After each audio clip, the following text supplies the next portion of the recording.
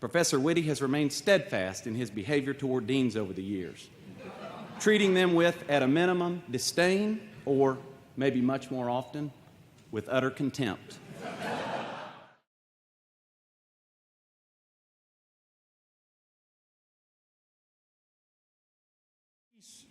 Witte subtly instructs you, just like a Benedictine monk, Do you know where the library is? Do you know how to use the library? Do you know preparing for class is one of the most important things that you can learn? And I haven't lost one of those.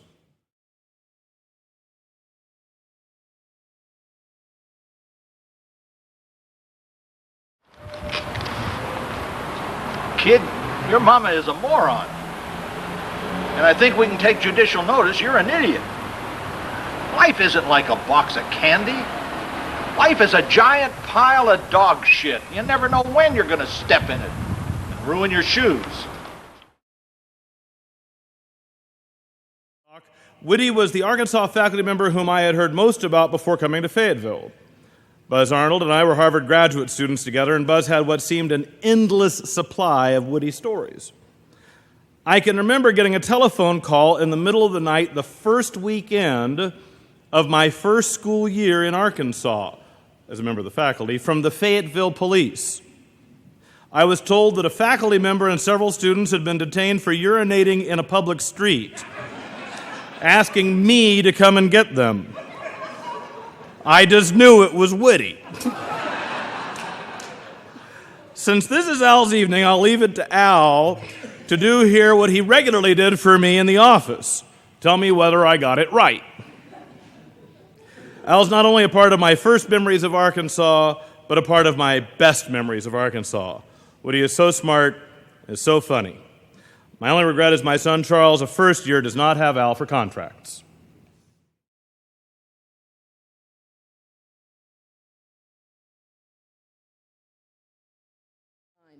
Outside of law school, he's practically a different person. He's a music aficionado, a nature lover, and more importantly, a nice guy who's genuinely concerned with others' feelings. It seems my dad, Buddy, was exiting a Dixon Street establishment one early evening a number of years ago when he bumped into Al. My dad decided to seize the opportunity to pick a bone with Witte, he the patient, gracious representative of alma mater. My father confronts Al and says, "Witte, I don't get my son. He's a smart kid, but for some inexplicable reason, he likes you and keeps signing up for the classes you teach." My dad continued with the harangue, saying, "When I was in school, I always took you for a mean, irascible, unintelligible SOB. Professor Witte stopped him and casually remarked to my father, "Well, you're right about one thing. Your son seems like a fairly smart kid." To which my dad, feeling particularly combative, responded, "Fairly smart? Witte, my boy is as bright as they come." And here, before my father could get in his next sentence, Witte interjected, "Buddy, I understand genius skips a generation."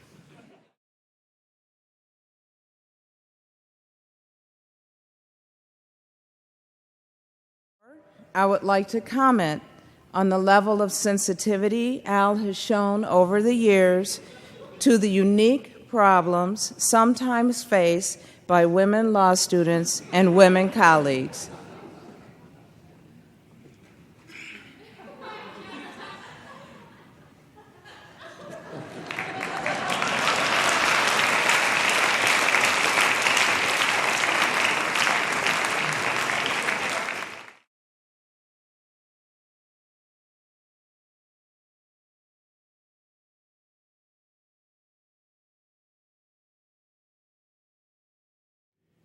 This is Professor Al Witte's Arkansas antidote to the Arkansas stereotype. Don't let the humbleness of my appearance or the simplicity of my attire mislead you as to my education, attainment, or ability. To do so would be at your peril.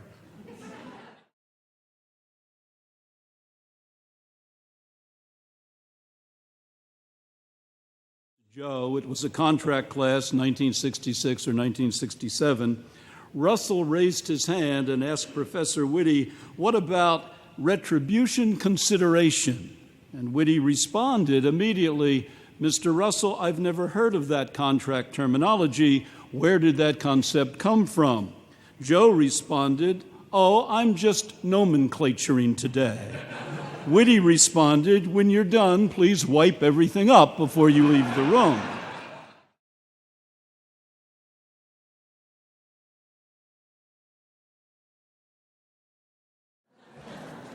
I had his classes, and I found trying to understand the gobbledygook he spoke was like trying to read a newspaper in a windstorm.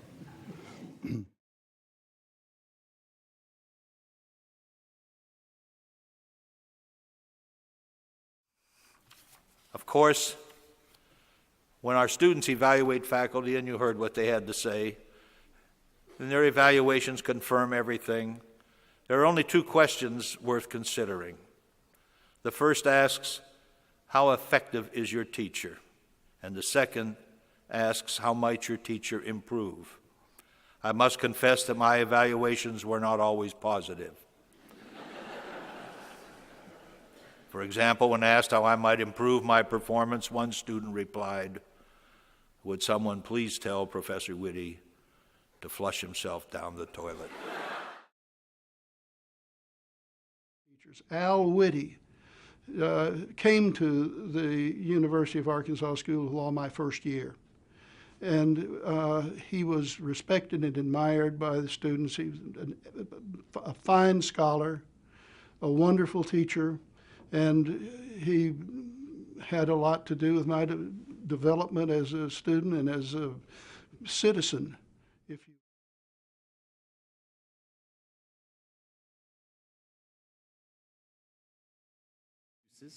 The student had said he'd been a very good law student and knew, even on his worst of days, he did better than D work. He concluded, I'm sure I don't deserve a D. So Witte agreed to take a look at the fellow's test and commenced immediately doing so. It was quiet in the room as Witte read through the exam paper. The silence, soon enough, was broken by Al saying, you're right, I was wrong. You don't deserve a D. You deserve to be failed. I don't see how the hell I allowed anyone writing this drivel to pass my course. Well, to shorten the story, you can imagine the rest. The young man backed out of the office on bended knee, begging Al to forget the entire incident and asking earnestly to be given a D.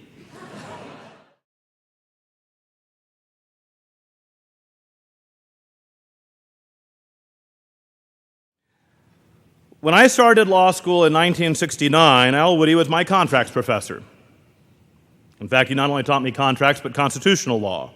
I am probably lucky now that neither one of us knew that I would become the governor or the attorney general, or I suppose my con law class would have been that much tougher.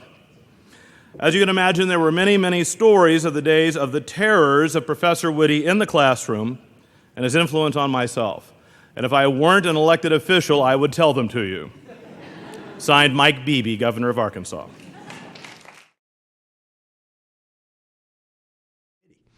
Al Witte was the most caustic, acerbic, tough kind of guy you'd ever want, but entertaining. First of all, he scared you to death.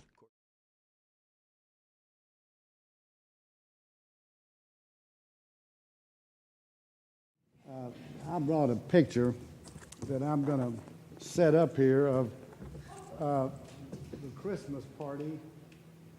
December 1957, if you want to see what Al looked like that first fall, that first year.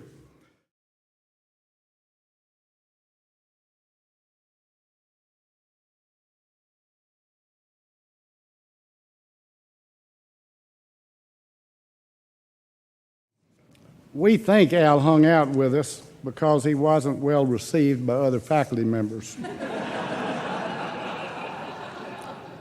After all, he was a brash, irritating Wisconsin Yankee. In fact, Dean Joe Covington, who hired him, left at the end of the year.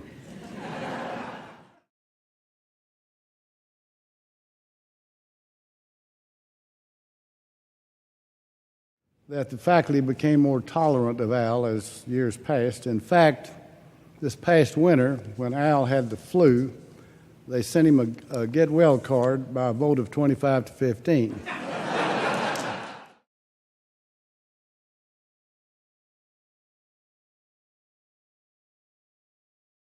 You know, the cadets at West Point, instructed by General Douglas MacArthur, had a three-word rallying cry: duty, honor, country. I and thousands like me who were taught by Al Whitty, well, we had a rallying cry too: Lucy versus Zamer.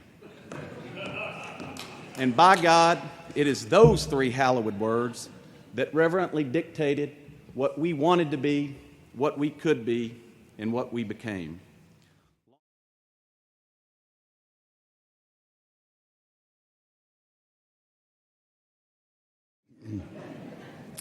Al has begun to mellow with age, and he was recently asked of the five senses which one has diminished the most since he is beginning to age, as many of us are. Al answered, the sense of decency.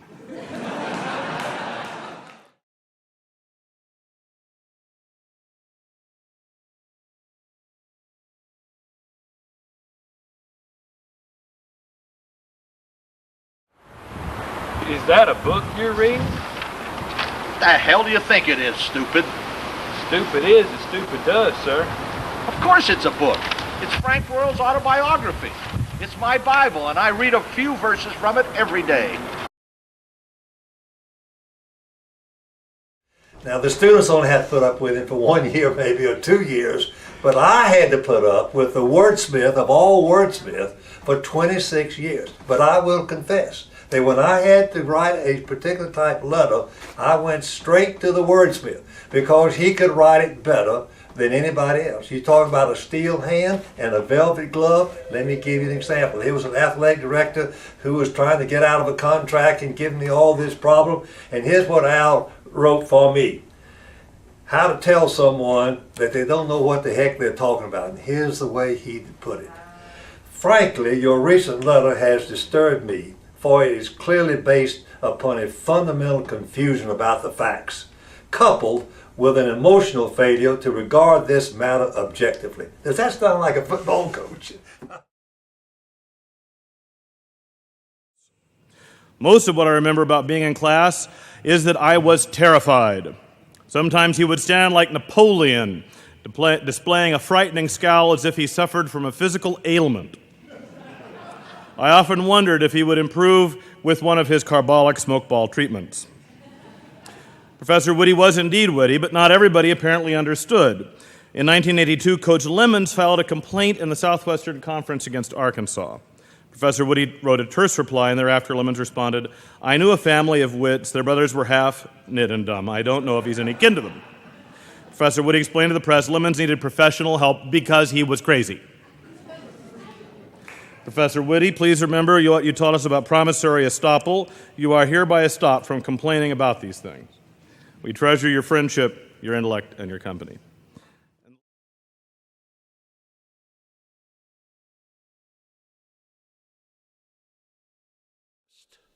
And my personal favorite, Professor Atkinson is a very good professor, although he scares the pee out of me.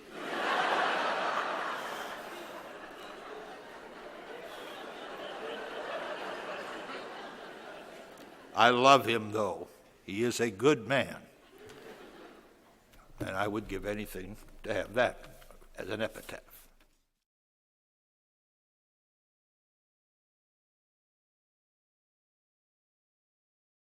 Daddy, son! Should we hug? You still haven't done it. I'm sorry. We're going to have to edit this. I apologize.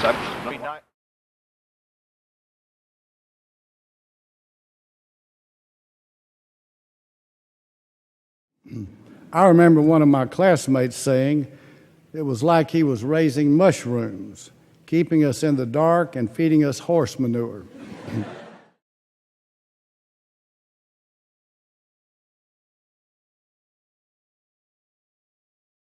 Whitty would just scare you to death and embarrass you if he could. Just because you graduate from law school doesn't make you qualified to engage in verbal battle with Al Whitty. When I want your opinion, Mr. Russell, I'll give it to you.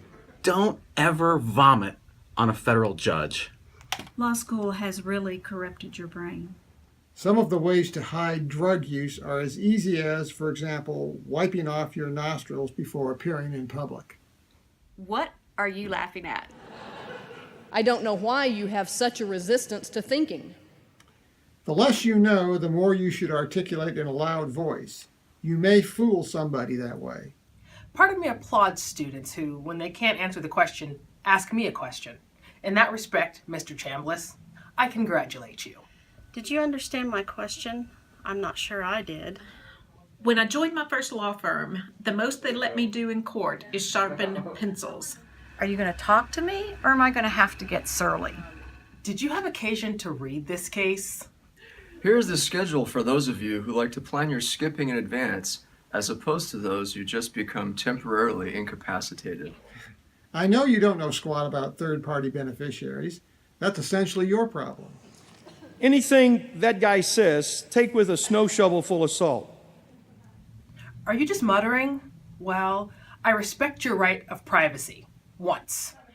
I find that a bit bizarre. I hope you do. Clients are good for milking, not much else. I've gone this far in life without learning. I don't want to know now.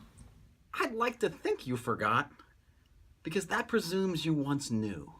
My happy-go-lucky attitude from last semester will probably disappear within 2 or 3 minutes. Did you read the whole page? You paid for it. Always be sincere, even if you don't mean it. When I went to high school, the earth was thought to be flat and a much happier place. He's from post-World War II, by my terms, a contemporary author. I don't understand anything anymore, except I'm becoming more and more sympathetic to President Reagan. Hell, for a quarter I'd get down on my hands and knees. Speak up. We'll go through your stream of consciousness with you. Of course I can keep secrets. It's the people I tell them to that just can't keep the secrets. You could be in deep doo-doo, or its legal equivalent. Unless you have something helpful to say, shut up. I can argue my point with or without compensation. I have neither values nor standards. Your law office should be very near an accountant. My position on the issue is neutral until triggered by a fee. Live within your means, even if you have to borrow to do it. I don't feel comfortable in this nice guy role. It's not natural to me. My wisdom is so vast, sometimes it takes me days to find the answer. Well, damn it, I can't remember all these words, even if I do have an enormous vocabulary. Please don't use those big words on me. I don't understand them. For your information, Mr. Russell, I'd like to ask a question. It was a trick question. It's the only kind I know how to ask. Finally, Al stopped, turned to me and said, Mr. Chaddock, you don't like the result. You work to change it. You should now and always fight the good fight. Now leave me alone.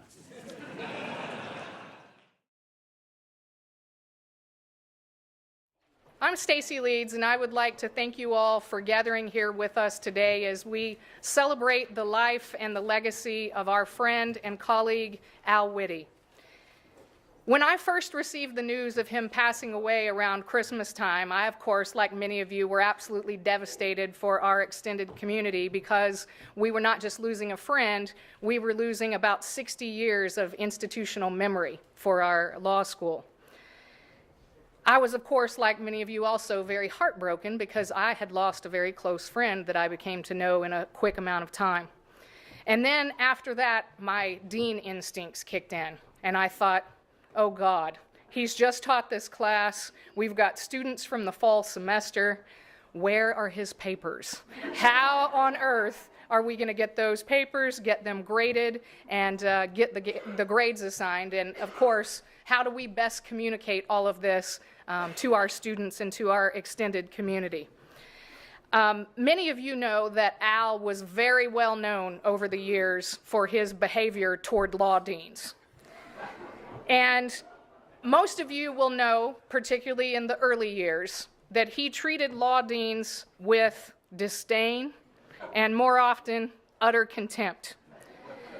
But that was not my experience or my friendship with Al. And I attribute a good part of that to the fact that I think that he thought he was a ladies' man up until the bitter end.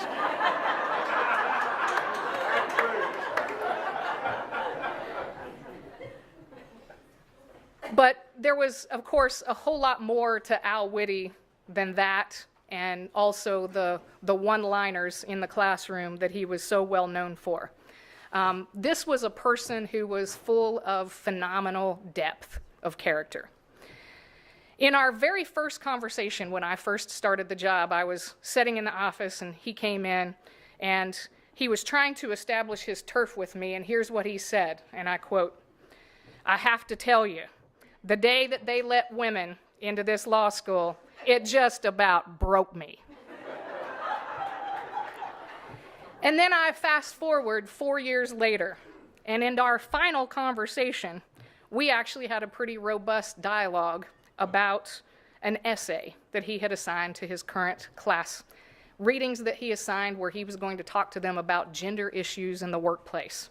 And he thoughtfully walked me through the very nuanced pieces that he hoped he was going to tease out in the classroom that afternoon. And at the end of that discussion, here's what he said to me in stark contrast to that first conversation. He said, "After you and Cindy and that crackerjack editor of the law review you have, I just don't see that they will ever let a man be in charge of this place again."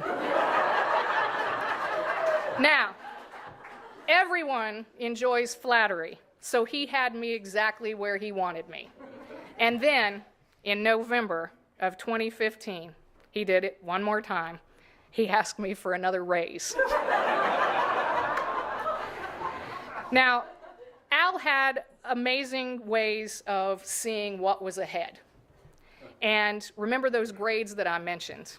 Well, after the dust settled and Carl got a hold of Bridget, we of course found out that he somehow had graded them himself, had actually turned them in early, and instead of waiting the several weeks after the holidays that he normally would have turned them in, he turned them in 3 days before he passed on. And so he often joked about how he was going to die at the podium if I let him. He got pretty darn close. For those of you who attended Dick Atkinson's memorial service, you might remember that he foreshadowed something else. And in that memorial service, he said that he was pretty sure that there was going to have to be a new person that was going to deliver his eulogy at his memorial. So I'm not going to take the liberty to introduce our MC tonight. I'm going to let Al do it for us. I knew I had to follow President Clinton. I knew I had to follow Woody Bassett. And I didn't really think that Ray would be that competitive.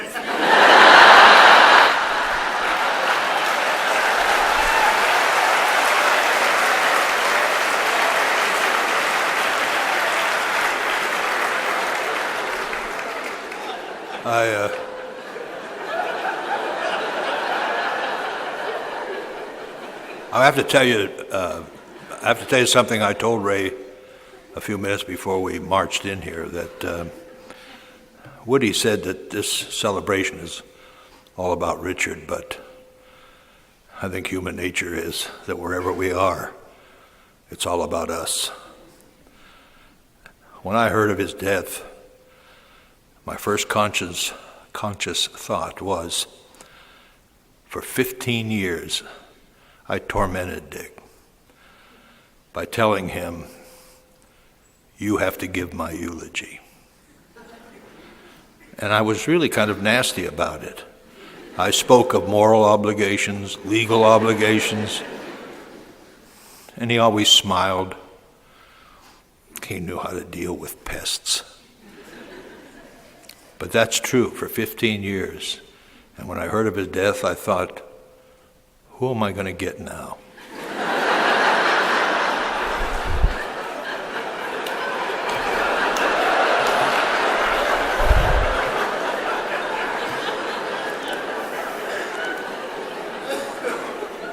And although Ray lives in various condominiums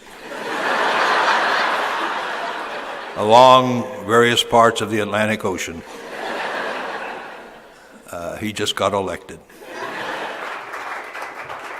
I did teach here for 40 years as Ray Guzman, but I moved to South Florida about 10 years ago, and I quickly determined that Rafael Guzman plays a lot better down there.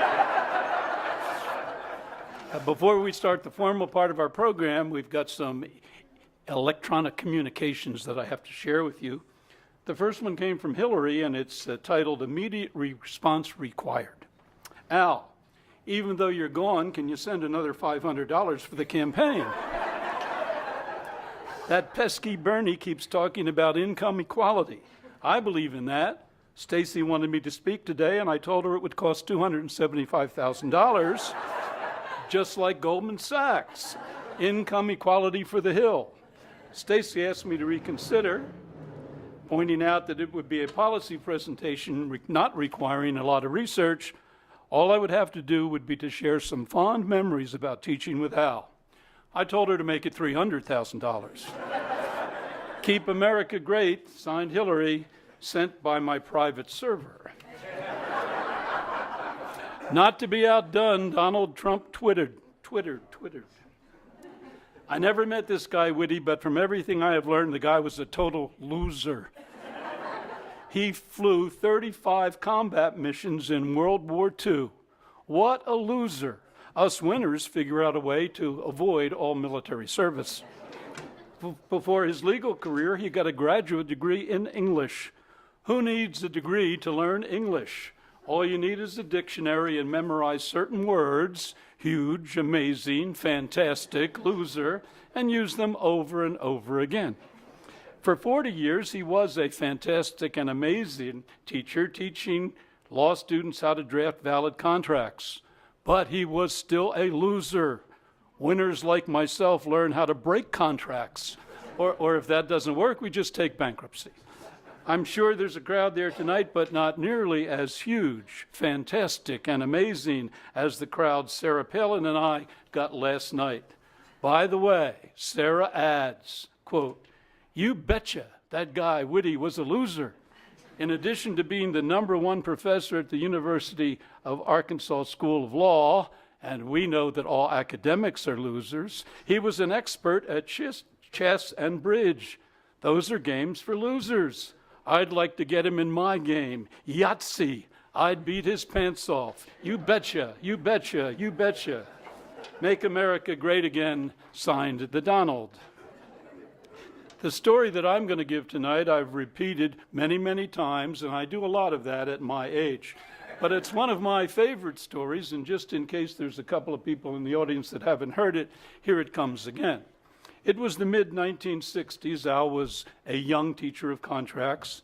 A student named Joe Russell raised his hand and asked Professor Witty, "What about retribution consideration?" Now, both of those words are used in contract law, so the question was not completely absurd. Witty's response, "I've never heard of that concept, Mr. Russell. Where did you encounter it?" Russell's response, "Nowhere. I was just nomenclaturing in class today." Witty replied, "Well, when you finish nomenclaturing, please clean up the mess that's around your seat." Now, that story is always told by others as an example of Witty's wit and cutting comments, but I'm blown away by that story for a completely different reason. How many law professors in their early or even late years of teaching would respond, "I've never heard of that concept"? None of the law professors I know, the response would be, "Hold that question until we get to chapter 6, or we'll be back to that later in the semester." Or the oldest trick in the professor's handbook, "What do you think that means, Mr. Russell?"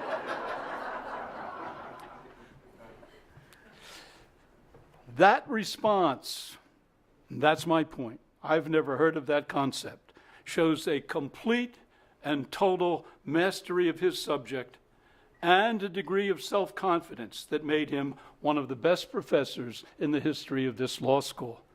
And one night, after 5 too many beers at George's Lounge, he shared with me his philosophy as a professor.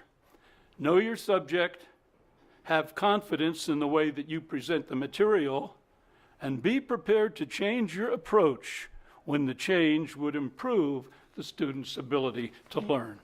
And that was Al.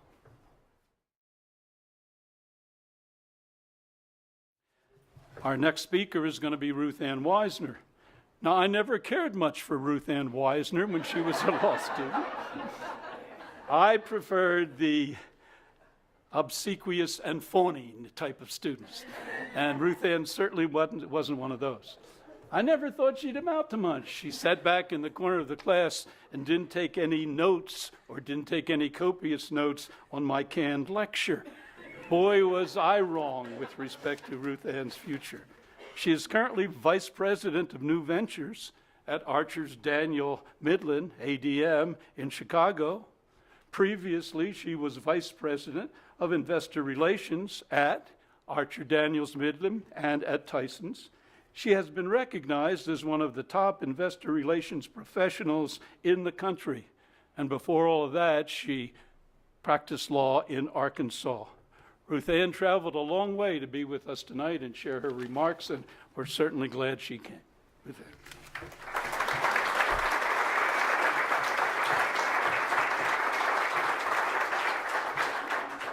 Good evening. It's so good to be home and so great to see so many of you.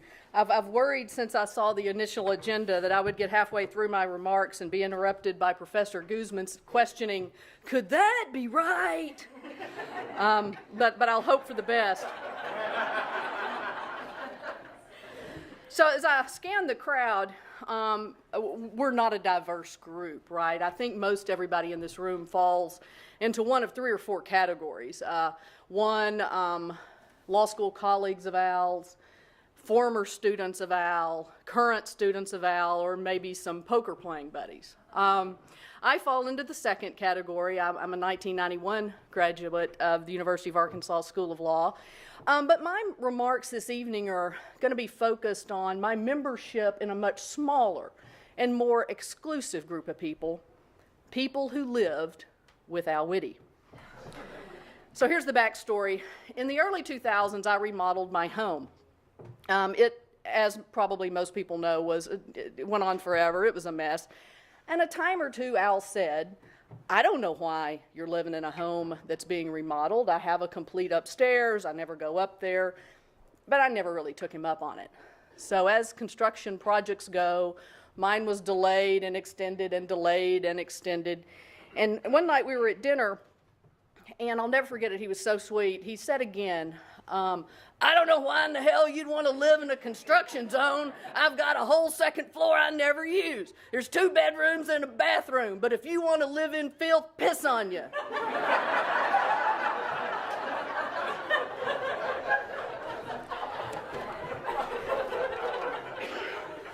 Obviously, I moved in. I mean, who says no to that? So, cohabitating with Al Witte is much like you would think it would be. Always interesting, sometimes surly, full of surprises. We got along pretty well, but there was at least in one respect that I was a bitter, bitter disappointment to him, and that is that I go to bed at 10 o'clock. I still do. Al was a notorious night owl. I remember one night coming in, it was maybe 9:45, and he's like, Angel, I'm so glad you're home. Just about to put in the Maltese Falcon.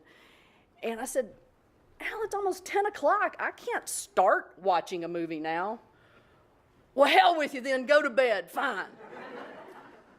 And so normally, I was practicing law back then and up and out at, 7:30 or whatever. And he was never up when I left. But one morning, I remember in particular, I came down the stairs and there he was in his throne of his recliner in his plaid flannel pajamas, misbuttoned. He was off by at least 2. Rackhead. And I said, well, good morning, sunshine. And he said, how are you? And he said, well, woman, I have a confession to make. What, Al? After you went to bed last night, I snuck out. Really? Yeah, I snuck down to the 36th Club and drank scotch and played cribbage with Reed till 3 a.m. Okay, that was just Al. Another morning, he was maybe 4 or 5 days away from going on an extended trip. And so he happened to be up and awake this morning too. And I said, can we have dinner before you leave town? And very uncharacteristically, Al Whitty stammered. Well, I think I've got plans, and it kind of indicated he was busy, but never really said it. It was kind of strange and unclear for Al. So that exchange led to one of the greatest things about being a close friend to Al, and that is a note or a letter. When I got home from work that night, I found this. Dear Ruth Ann, I realized that I wasn't very gracious or properly thankful in my response to your most kind dinner invitation.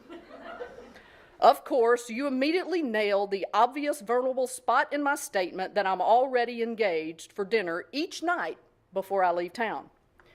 Quote, do you mean you've got dinner arrangements for Sunday, Monday, Tuesday, and Wednesday already? Question mark, close quote. You ask in tones of incredulity. But in a convoluted yet truthful way, the answer is, quote, yes, I do, unquote. Let me explain. Last night, I had dinner at Robert's house, and he always gives me all the leftovers in his icebox, open parentheses, an ancient term, now obsolete, close parentheses. I've got at least 2 dinners and a lunch from him yet to be eaten. Secondly, I'm trying to eat everything in my icebox before the trip. That includes chicken, a lot of jumbo shrimp, 6 large eggs, a white onion, and the remnants of a salad bag plus 2 bagels. Additionally, there may well be intense pressure put on me Monday night at the Elks to have dinner if the poker game goes beyond 7 p.m. Now I ask you, how could I put all this into your cross-examination this morning? I hadn't been awake but a few minutes, and I did not know how many tomatoes I needed, and I really think I should have had a bit more time to reflect about my answer. Anyway, I'm praying, open parentheses, after all, this is Sunday and Father's Day, close parentheses. This morning's conversation has not permanently damaged our enduring friendship. Your eternal friend, GOA. Good old Al. P.S. I guess this means no tomatoes. I'm from Warren, the pink tomato capital of the world, and he was counting on me bringing him some, and he was afraid that his inability to have dinner with me had put that in jeopardy. All in all, we got along pretty well as roommates. It worked out. We became actually quite close. He became Uncle Al to my nephews and the rest of my family. And about 1.5 years later, he gave me away at my wedding. Al also gave great birthday letters. Actually, really memoranda. I'll share a couple of these because nothing else quite captures the essence of Al like Al's own words. Despite the personal nature of, or at least what the personal nature of a birthday missive should have, his clever wit, I think, and keen legal mind permeated these communications. So I'm not sure how old, this is 7 or 8 years ago. Ruth Ann, this memo is concerned primarily with a number of options, all of which you are to select. With regard to the VCR tape, it contains 3, open parens, the number 3, close parens, items in this order, number 1. A 90-minute documentary about the life and career of Cary Grant. I found it interesting. Option 1, then, is for you to decide whether to watch it. The Hitchcock movie, North by Northwest. One of Hitchcock, parentheses, and Grant's, close parentheses, greatest. Option number 2 requires you to decide whether to watch it. 3, the third item is notorious. No option needed here, as you requested this movie. Perhaps you would be kind enough to return the tape a reasonable time after exercising these options. I want to watch both movies again. The next item is a framed photo of me in Wisconsin's North Woods preparing to provide fresh water in an effort to prolong the lives of 1,000 mud minnows. It's classic, he has shorts on and boots. There are a number of options relevant to the issue of what to do with it, all of them clear to you. One choice I favor is for you to place it wherever Don's fishing gear is as an inspiration to him. Parentheses, and outdoorsmen everywhere. Close parentheses. The remaining items are all related to your upcoming birthday. They include: 1, a birthday card; 2, a CD by Ella Fitzgerald; 3, a CD called Broadway's Lost Treasures, and an envelope containing the receipts for the 2 CDs. The CDs present several options. 1, keep both CDs. I'm skeptical about this, partly because I selected these as examples of CDs that appeal to me. Option 2, keep one and return the other. In this, you would be well advised not to open parens, i.e. remove the cellophane, close parens, from the return tape. Also, the relevant receipt is in the envelope and will permit you to exchange that tape for something more agreeable. Option 3, return both. The same explanation contained under subparagraph 2 is applicable here also.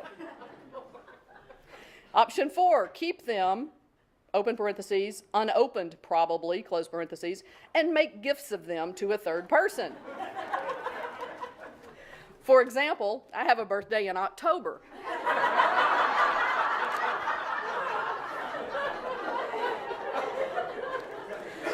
Enough said. I bet your brother Bill would enjoy them also. Option 5, sell them and pocket the cash. Perhaps one of your employees at Tyson would buy them in an effort to curry favor, etc. Finally, you may treat the sack as part of the gift. He had this thing with IGA sacks. I can't explain it, but he just did. It might help, open parentheses, in the event I leave sacks hereafter, close parentheses, for both of us to agree that if I leave a sack without any explicit instructions as to its future, that we agree by so doing an implied prima facie case has been created to the effect that ownership of the sack has been transferred to you unconditionally. Albie. You can't make this up.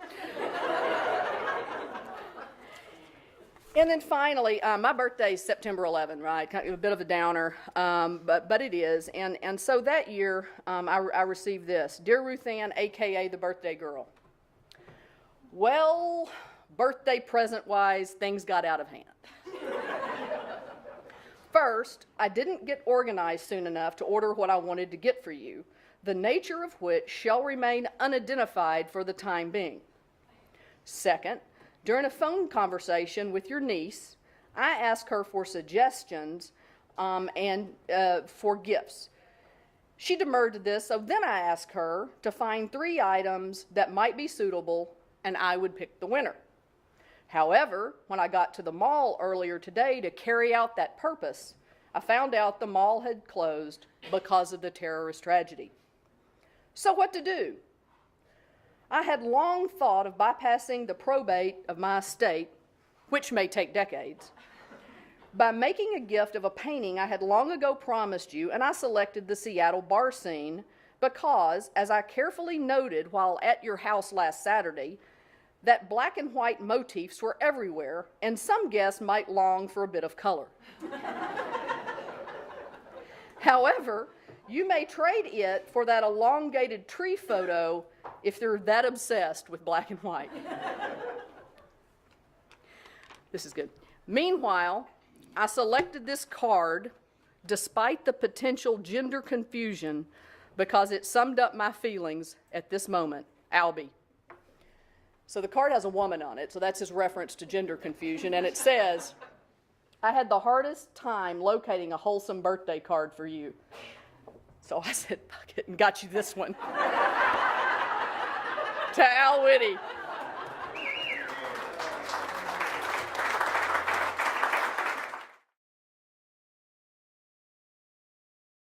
Our next speaker, Jordan Broyles, graduated law school just last year. She is currently an associate at Friday, Eldridge & Clark. Now, some of you might think it odd that a recent graduate, rather than someone who knew Witte when he was in his heyday, is on tonight's program. But Mr. Broyles offers a very unique perspective of Professor Witte for, I think, at least 3 reasons. She was a student in his mellow years. And we all know there weren't many mellow years to drag students from. Number 2, she has studied in a very unique setting under Al Witte, and I'm sure that will be part of her remarks. And number 3, her impressions of Al are undoubtedly influenced by many years sitting on the lap of her grandfather, Frank Broyles, listening to Al Witte's stories. As we all know, Frank was one of Al's closest colleagues and friends. Coach, we're glad you're here tonight. Stacy would have had you up here, but she was afraid you might break down during the middle of the presentation, and she knew that Jordan would do a better job. I'm sure you're very pleased. Jordan? Well, I'll start by saying that most of the faces that I recognize in the audience, I'm usually on the opposite side in class, so this is a different turn of events for me. The mellow side of Al that I'll talk about is mostly actually a very sentimental side that we saw in class, and some of my fellow students that I graduated with, they're back there, and people that are graduating this semester. And one thing I'll start with is I was in his fall class of 2015 right before I graduated in the spring, and our location to start class was at Health South after he had his fall and hurt his ankle. And so we got an email from the dean, or Bridget, and the conversation was, you're going to meet at Health South. So we get there, and you can imagine some of the people that are there regularly are looking around, and they're just like, they're all getting antsy about us being there. They don't know where the room is and everything. And so the class starts, and Al, he just comes in, Professor Witte, sits down, and he's ready to talk about everyone and what they're interested in and why they signed up for the class. And his back is kind of to the door. So this is open. You can imagine it's a small room. And slowly coming by is a woman in her wheelchair, just slowly. And she goes down, and we see it. He doesn't see it, and so we're smiling. And we, okay, we're back on. And then a few minutes later, just back through again. Here she comes, coming through. And we were there for a couple weeks, and he was real worried, and he was figuring out getting into Culpeper. And when we finally did move to Culpeper about 3 weeks in, he said, well, we're going to have to move class up about 20 minutes. They've set this up. We've got this room. I think it was called the Grand Ballroom. This is our room. No one can come in. The dean was telling me before our first class, she met him there to work it all out, and some women were in there playing bingo, and he was like, they have got to get out of here. They've got to get out of here. I've got this room. So I'll cry. We got to spend a lot of time together. I would go in, and Brinkley by the end would help me, and we'd, sorry, oh goodness. Get him to class, and anyway, well, I somehow got in charge of the briefcase, and that got me in charge of making sure Bridget got the assignments for the next week and snow days. I mean, it all just fell somehow on my shoulders, and I became Bridget's assistant, and the whole semester just came after that. So he would say, okay, who's got my briefcase? Okay, I've got it. Open it up. I can't. It was so old. It was hard. The buttons. And he's like, oh, just give it here. Just give it here. And other than that, he was very gentle, usually with everybody. But the briefcase was a whole different situation. If it took you more than moments, it was just like, you're just, why can't you open this? You could just see it on his face. And the other was he always needed a black pen. And to all of us, that's a very small writing utensil that fits in, even a child's hand. To Professor Witte, it was the Sharpie, the size, it's a quarter round. And so, I'm bringing a pen, one of our first classes, he's like, that's not going to work. I need something bigger, my big marker. And then that leads to the briefcase that can't be opened. Finally, I learn of the pen, and that. So I've throughout the semester, he taught me a lot of lessons about being Bridget's assistant to him. And anyway, so over time, I would go and visit him during the week, and we would spend time together because I needed to bring him a DVD from his office or a movie or set up his VCR or his DVD player that I could never do. I mean, I would get there, and I was like, okay, it's 2015, it's fall, I'm 25 years old, I can definitely set up this DVD player, no doubt about it. I would get there, and I was like, I can't get it to work. Well, call somebody. Well, I don't know what to say. They can't get the DVD to work. I mean, they'd come down. Multiple people would come and try to help us, and ultimately that problem was solved. But in those times, we would sit, and he would always have cheese cubes and things like that, and we'd get cheese cubes and crackers out and sit down, and he always had Reese's also. And I would usually intend on being there for somewhere around 30 minutes. That was, I was like, okay, gonna go over there, gotta take this movie or drop off something or just go say hi. And I was living with my mom at this point in the semester, and so she'd make spaghetti, so I'd usually take him over some spaghetti or something too. And so we'd sit down and eat, and we would talk about pretty much anything. And my grandpa, the Razorbacks, war, class. He was always very worried about whether we were having a good time. He was like, do you think they care about this anymore? Should I go this direction? No, I think everyone's enjoying it. Everyone's like, are you sure? Are you sure they like it? And I can just hear his voice, and every time I think about him, it just makes my heart flutter, because he was he really was like a grandpa to us. And that I have a unique experience because my grandpa's in his 90s like Al. But he was truly like a capsule in time that many of us could never appreciate, because he could rattle off details from the 30s to 40s to present day and ask about Beyonce and things like that. And then all of a sudden he's back in World War II, and we're all just over here like, wait a minute, you watched the CMAs last night, or you saw Beyonce? And so I was talking to someone earlier, and they said one day he came into class and he was like, what's this Kanye West doing? What's he doing? And so he was so unique in that going to his class was a refreshing experience. There was always something on the agenda to talk about, but rarely would we ever talk about it, because generally speaking, we'd start on a story, one of our short stories for the week, and he would go, well, do you guys even care about this? Do you even want me to talk about it? And we'd be like, well, we do care, but tell us about...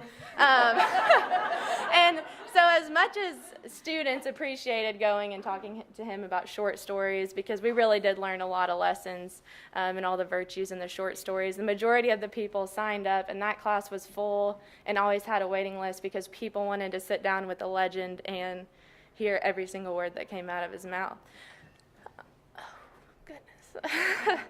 But I made a little list of things to say while I was here. Let me check it. Oh, well, one of my things that my final failure, but a success for my classmates, was this semester it snowed a ton last fall. And I told him I was going to call him at 9 a.m. Wednesday morning so we could decide about the snow. And so Bridget's calling me, I think sometime around 8:30 or 8:45, so it hadn't really hit 9 o'clock yet, and I hadn't called him. And so Bridget's, well, Professor Witte's looking for you. He really needs to talk to you about this snowstorm. He's not sure if he needs to cancel or what the students want. You got to call him and talk to him. And so I call him. He's like, well, you said you're going to call at 9. And I said, well, I don't think it's 9 yet, but I probably would have been late anyway, so it's okay. And we worked out the snowstorm, and he was always so I don't want to use the word considerate necessarily, but he really was.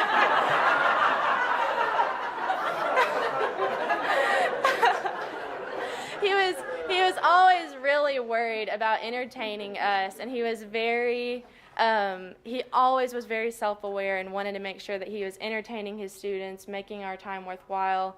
And on the flip side of that, we're sitting there thinking, all we're trying to do is remember every single word that's coming out of your mouth, because it's so awesome. And of any professor I've ever had, he just has really illustrated how one person can live a full life and touch so many people. I mean, it's unbelievable. So with that, I'll end. But one of the other aspects of that I will say is, in coming today and talking to people about what I was going to say, everyone had a story about him. Everyone had a memory, something very specific of him calling them out in class, and it was just horrifying to some extent. And it's so funny because ours was so different, and he was so gentle and appreciative and loved every word that came out of our mouth. And it was a really special semester we had with him. And every time he would take us to dinner, and every time he'd take us to dinner, at the end of it, he'd smile and say, "Do you think everyone would have a nightcap? I'm just not ready to go home yet." And everyone, of course, would say yes. So it was very special, and I was very happy to be here today, so thanks. I would like to return for a few moments to Al's humor, because it went far beyond caustic one-liners. Al was a very funny man with a great sense of humor. For years, he wrote, directed, and starred in the Mighty Witty Art Players, a group of ne'er-do-well law students with lots of free time who were highly talented singers and actors. And they provided the Law Day skit that roasted, and then stuck a fork in the faculty. No one was spared. Don Rickles would have been impressed. The barbs were deep, but the barbs were hilarious. I was a young professor going through a very rough time in my first marriage, and to the tune of "Ruby, Don't Take Your Love to Town," the art players serenaded us with Guzman, "Don't Take Your Love to Town," with the punchline being, "You've got that man tan on so thick your collar's turning brown."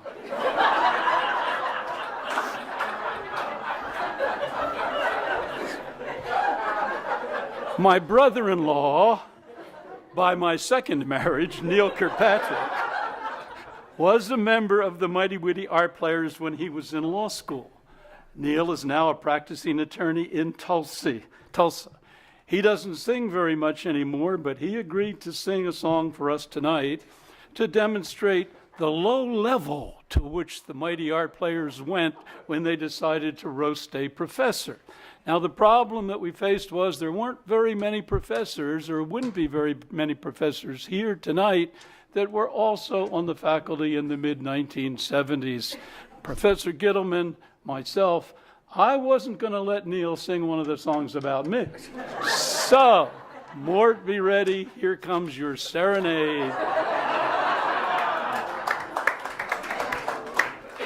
I think the reason that Al wanted to lead the Mighty Witty Art Singers is because he was not a subject of the Mighty Witty Art Singers.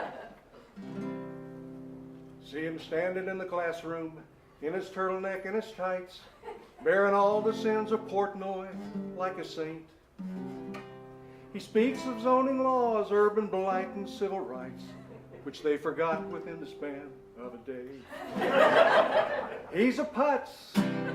He's a schlepper.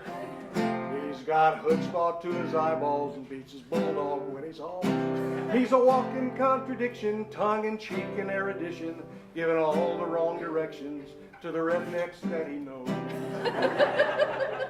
He keeps right on a-talking, always Gilbert's or much worse, looking for some way to make it rhyme, never knowing if his students are a blessing or a curse, or if the teaching them is worth his precious time. He's a putz, he's a schlepper, he's got chutzpah to his eyeballs and beats his bulldog when he's home. He's a walking contradiction, tongue-in-cheek and erudition, giving all the wrong directions to the rednecks that he knows. Sing it with me. He's a putz, he's a schlepper, he's got chutzpah to his eyeballs and beats his bulldog when he's home. He's a walking contradiction, tongue-in-cheek and erudition, giving all the wrong directions to the rednecks that he knows.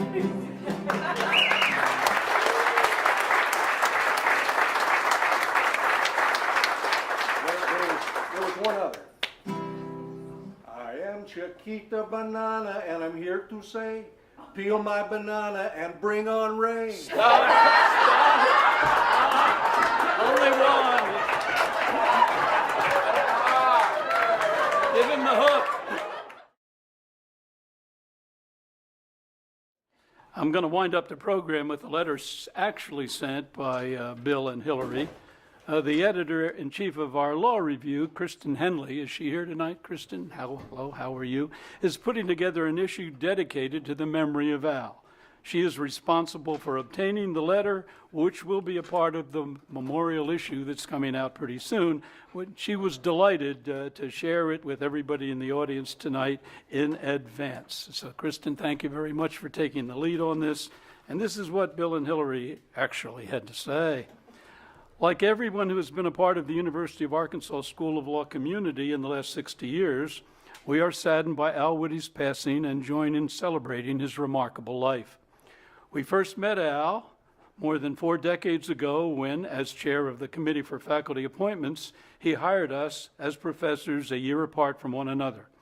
As young faculty members new to the academic life, Al was invaluable and a resource to us, sitting in on our classes, offering observations that were equal parts shrewd analysis and hilarious plain talk, and imparting wisdom with a generosity and genuine interest in our growth that belied the reputation he seemed to relish as the school's toughest professor. He could be intimidating when he wanted to be and when he needed to be. He knew first-class lawyering and first-class citizenship aren't for the faint-hearted, but his mind and heart were focused on doing good and enjoying life along the way. We loved learning from him, laughing with him, and engaging with him in good-natured debates. Though we were only colleagues for a few years, our friendship endured for a lifetime. Al's larger-than-life legacy will live on through his friends, colleagues, and most of all, through the thousands of former students spanning generations who became better lawyers with a deeper understanding of the law because they took his legendary courses. We will miss him, but always with a smile. Signed, Bill and Hillary, and certainly I think we would all agree with practically every one of those sentiments. Okay.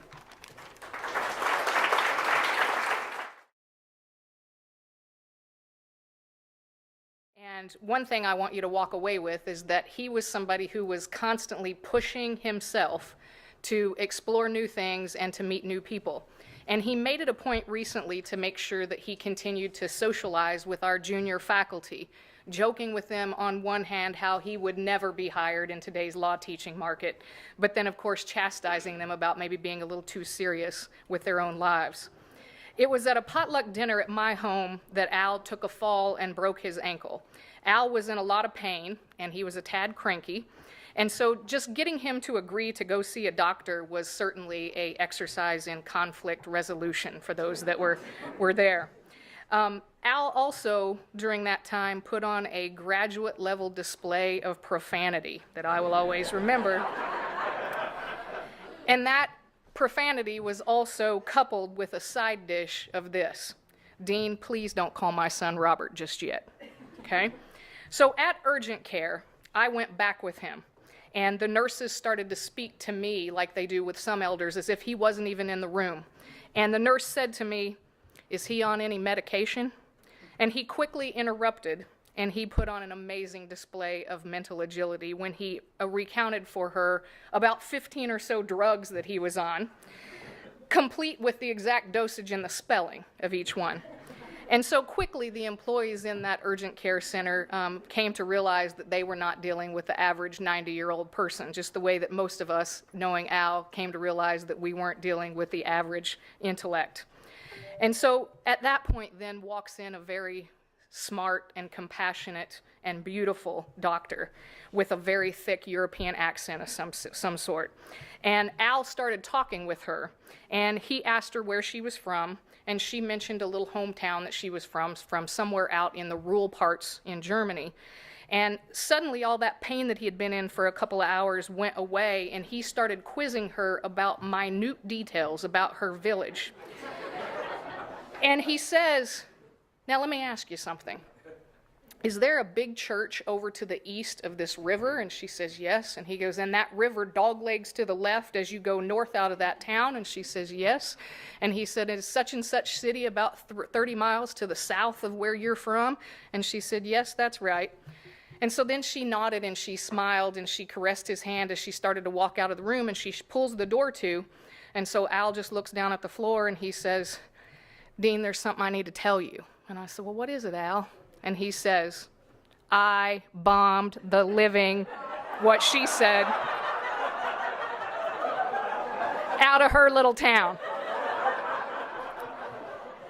And so a few minutes later, he finally looks at me and he reels off a number out of the top of his head, and it's a 479 number that he wants me to call. So I'm relieved that he finally wants me to call Robert and tell him what's going on. So I dial the number on my iPhone, and somebody picks up, and I quickly realize it is not Robert on the other end of the phone. And Al had called, what's not clear to me, either the owner or the manager of Art's Bar. And we're on the way to the hospital, and he's talking on the phone, and he wants him to tell the boys that he's not going to be there this afternoon at Art's Bar. And then in classic Al Witte, before he hangs up, he wants to let this guy know that he had spent the night at my house the night before. All right, so with that, throughout the whole evening, we've been videotaping these remarks so that we can post them online and have them for our archives. We also have put together a great video that we were playing as some of you were walking in, and we will put the whole of that on the website as well. But when we finish, you're welcome to stay around and enjoy each other for a few more cocktails and just watch Al in his comedy. So what I want to end with today are two quick clips. It's a very short clip of his friend John Stroud giving him a toast at the roast that was several years ago. And then the last clip is a clip that I'll just leave you all with, but Al in this clip reminds us all that we are here today not to be sad, but we're here to get a drink and talk about our good friend. And so with that, as soon as the program concludes, we'll just mill around, but we'll let Al have the last say.